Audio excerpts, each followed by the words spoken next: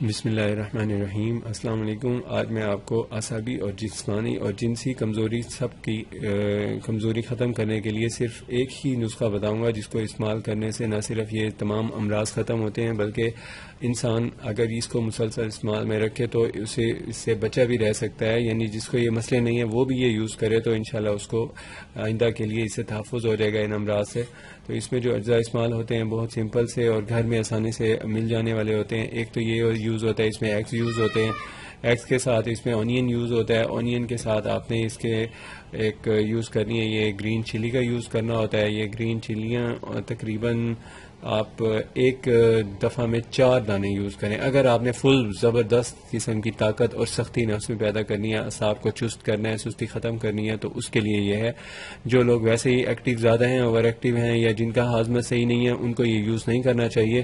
یہ کھانے کے لیے یوز کرنا ہے، اس کو مالش وغیرہ کے لیے نہیں یوز کرنا، اس لیے اس میں جلن وغیرہ کا کوئی ایشو نہیں ہوتا۔ تو یہ آپ کو جو بتایا ہے طریقہ اس کے استعمال کا، وہ میں آپ کو یہ ہے کہ سب سے پہلے تو آپ نے یہ 2 ایگ لے لینے ہیں، اس میں ڈال لیں۔ 2 ایگ کے بعد ایک اونین اس میں ڈال دیں آپ اس طرح کا، یعنی یہ دیکھیں یہ کس طرح کا کٹا ہوا ہے، اس طرح کا۔ اور اس کے بعد آپ اس کے اندر ڈالیں تھوڑی سی یہ جو، اس کے بعد آپ اس میں ڈالیں گرین چلی۔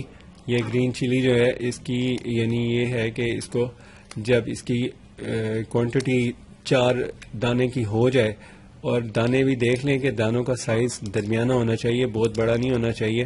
یہ احتیاط رکھیں کہ اس کے اندر اس کا بیج نہ جائے۔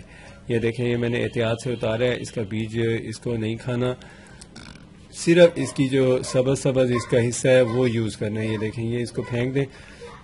اسی طرح اس کے یہ جو شروع کا حصہ ہوتا ہے، اس کی نوک ہوتی ہے، اس کو بھی یوز نہ کریں۔ اور یہ جو چھوٹی ہوتی ہیں گرین چلیاں آپ نے وہ یوز کرنی ہے، بڑی چلیاں یوز نہیں کرنی، اس کا ذرا اثر اتنا نہیں ہوتا۔ یہ دیکھیں یہ میں نے بیج نکال دیا، اس کو آپ نے اس کے بھی ایسے یہ چپکنی اتار لیں آخری حصہ، اس کے بعد آپ اس کی چھوٹی وہ بنا لیں، یعنی اس کی لیئرز کاٹ لیں اوپر کی اسکن کو، اور آخر میں آپ نے اس کو مکس کر دینا ہے۔ مکس کرنے کے بعد آپ اس کو یوز کس وقت کریں؟ اس کو یوز کریں ناشتے میں۔